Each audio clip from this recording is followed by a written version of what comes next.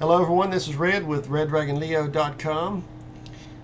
We are on my blog right now, and I know many of you watch the videos on YouTube and don't go to the blog, but I do want to point out that throughout the day we are constantly chatting amongst ourselves, and there's a lot of good traders here and chartists and people that that post their thoughts throughout the day. So if you're just watching this on YouTube, you should go and check out some of the comments and make sure that you read them because you miss out if you don't. Gecko here is pointing out a lot of the things on the ritualistic side of this. He's been talking about a video that Kramer did. You'd have to read through this to understand it, because this whole market is 100% controlled and manipulated, and they put out ritualistic numbers to let their buddies, the fake prints that we're talking about, that I always talk about, these are signs of where they're going to take the stock. They're telling this to their buddies, but they're going to do it on ritualistic dates, and it revolves around the sun. A lot of things has to do with the sun, folks, and a lot of ritualistic dates like 212, the boiling point, 666, the mark of the beast, 9/11. We know what that's about. But you should go here to the site and read up some of the stuff that Gecko's been talking about here. The movie Wall Street that I've talked about many times, and that was released last week. So is the crash off? Is it delayed? Possibly. But I don't know how far we're going to go down. But I still say we're gonna sell off tomorrow and Friday. Everything is pointing to it. So so maybe it's not a crash here, as Anna likes to give me a hard time, but it's going to be a nice move down, 50 to 100 point move, I suspect, over the next week. So she likes to give me a hard time sometimes, but we're buddies, so don't sweat that. So anyway, I just wanted to show you that. Now, Kirsten sent me this nice fake print of Goldman Sachs for you to see. So I'm going to show that to you. And that's a nice pretty print down there at 114, and that came through yesterday. So that's another one, besides all the ones I posted on Sunday's post, which I posted like 7 of the downside prints, and we'd had another one show up yesterday, and then we had one show up today here, Goldman Sachs at 114, and they closed at like 143.73. On top of that, they did put in a bear flag. So everything is pointing to a moving down, folks. Everything is pointing to it. If we go over here to Reinhardt's site and see what was going on with that, he's put up a new post, and so he did post that initially it was more stimulus. He said probably not, and I agree. But what they did there was, I guess they kind of tricked us a little bit. His bet was that there'd be an 80% sell-off due to a lack of further stimulus. Now, I was looking for a sell-off too, and I just believe it's been delayed. And he said there'd been a 20% rally if they would have implemented and put stimulus into the market. So, and he says his prediction was that it would happen when it did, and he admits he was right. A little bit conceited there, but that's okay. We still like you, buddy. So yeah, he certainly, he shows out the dates, the Lagada's pilgrimage, the FOMC meeting, the news that the recession is over. They just didn't bother to tell you that the recession's over, but the depression is now officially started. So yes, no more recession, folks. We're into the depression now. So anyway, you go through his site and you can read about this, but clearly it was a turn date. But here's the key that that you really need to pay attention to here for his site. A $30 billion rally is probably not an $800 billion rally, meaning that the previous rally that we had, they must have injected $800 billion, and I don't have the stats on that to confirm or deny it, but but the 30 billion is pretty much what they've been pumping in the last few days. So I think that's pretty much done by tomorrow. And this POMO money, that they're talking about, where they're buying up the treasuries, that's this 30 billion, and I think it'll be done pretty much by tomorrow. So so you scroll on down his site and read the rest. You know, if you want to. I'll go down here to where somebody asked him, is it over with? And he pretty much said too soon to tell. Okay, so someone here named Tony asked him, I guess that's a miss. He's indicating for his prediction for a turn in the market. And you know, Reinhardt likes to keep this. He likes to keep it pretty cryptic, and he won't say, you know, one way or another. His prediction was for something to happen on that date, and on the Legatus pilgrimage, and something did happen. They implemented. Ben Bernanke came out and said, we're going to do what it takes, and they put some more money into the market, but it was a $30 billion stimulus plan, not an $800 billion one. So that's why we haven't sold off.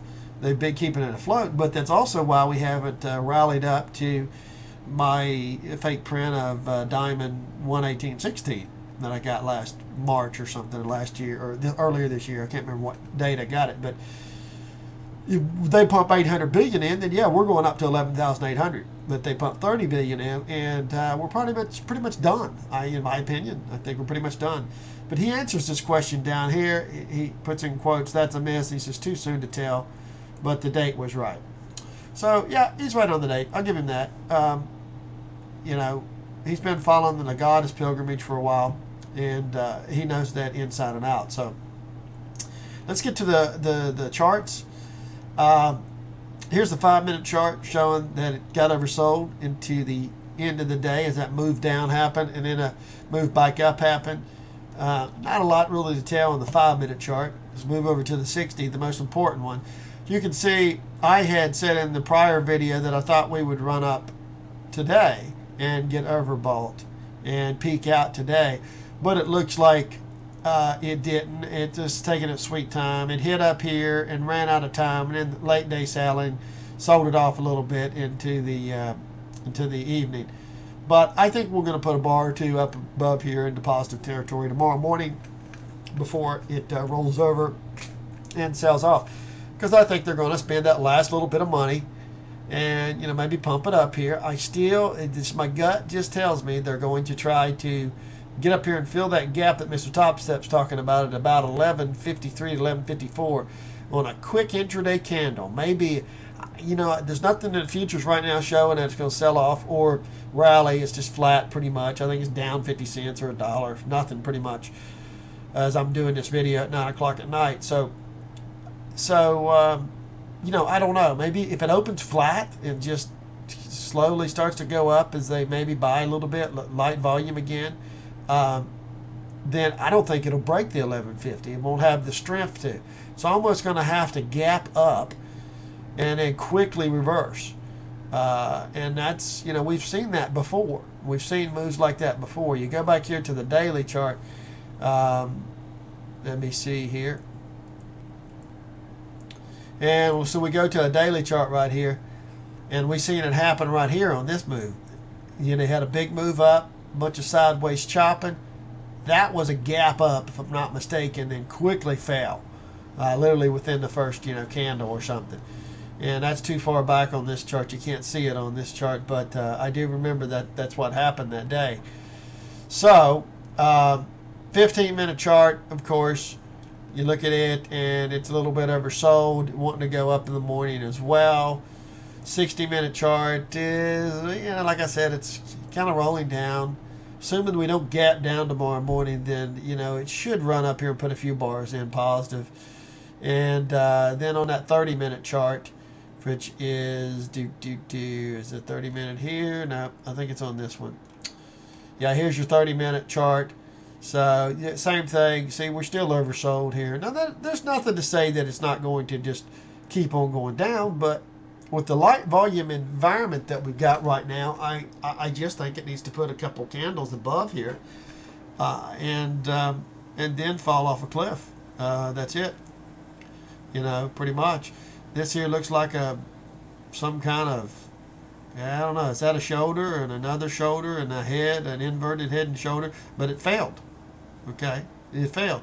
Here was the opportunity in the end of into the close to gap up, and it didn't do it. So, you know, this is negated. There's only so much time for a head and shoulders pattern, whether it's inverted or regular head and shoulders pattern, before it's supposed to play out. If it does not, it's considered a failure. And this is considered a failure right here, because you've got your right shoulder here or here, you know, maybe two of them, or combine them together, you know, just call it this one. And then this is the left shoulder. Now, I guess you could call it, if it went out here and kind of went here and then gapped up, I guess you can make it, but that'd be like three shoulders on one side and one on the other. And, you know, it's a time factor too. Look at the time from here to here before it put in that sell-off. And then from here to here, it's already past that time limit. It should have happened around this time period today, early in the day. It's just, so I think it's just extended out too far, rolled over. I think it's negated. I don't think that there's any pattern here at all indicating a head and shoulders that's valid. Okay. As a matter of fact, we're looking at this support line basically right here. You can draw you a line and exclude the tails and exclude the tails. Probably go from here all the way up. Probably draw you a line, and that is a very important trend line. Once that thing breaks, I think it's just falling. It's, you know, in a free fall mode. It's what I expect. Here on the daily, you can't see it here in the candle that it put in, but you can see that this thing is very much ready to roll over. The bars are still counting down. At any time, we're going to have one of these big crosses one of these days like this. So, are we going to have a day like this tomorrow? Is it going to be like this? You know, I don't know. I think possibly maybe like this, and then like this Friday or something.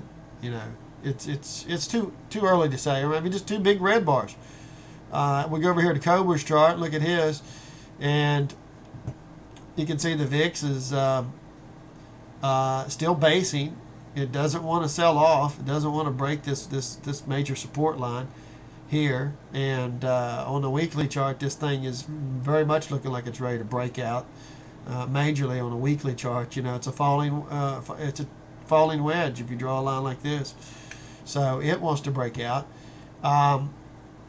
Here on the daily here of the SPY, you know, it's the same thing here. It looks like it's ready to roll over. It's went up. It's tried to get back up positive. It was overbought here, fell off, tried to get back here. It's losing steam. And, you know, it's ready to roll back over. It's ready to die. Finally, thank goodness. I'm getting tired of it, really. But you can see this pattern still looks the same as what I was talking about before. You have this move up, down days, then up, big up day, and then a bunch of chop. We had kind of the same thing. Up, 3 down days, big up, bunch of chop. So it's the timing of it. We got tomorrow that the crooks are going to, or the crooks, I mean the government. Oh, I mean the crooks. Okay, whatever. Anyway, they are going to basically spend their last bit of money tomorrow of that $30 billion that Reinhardt's talking about here. Wherever it was here, he, you know, talked about it. The $30 billion, I think they're going to be done with that tomorrow with the POMO money, and that'll be it. There'll be nothing left to hold the market up. At the same time, as Mr. Topstep says, around 11 a.m. to noon or somewhere around in there, the portfolio managers run out of money for the quarter, and it's the last day of the quarter. It's nothing to hold the market up. It should just fall. So, you know, if we get back up here and hit another double top, buddy, that's your chance to get short. If some of you should have took a short today, certainly. But I see a big move down coming. I don't know how far.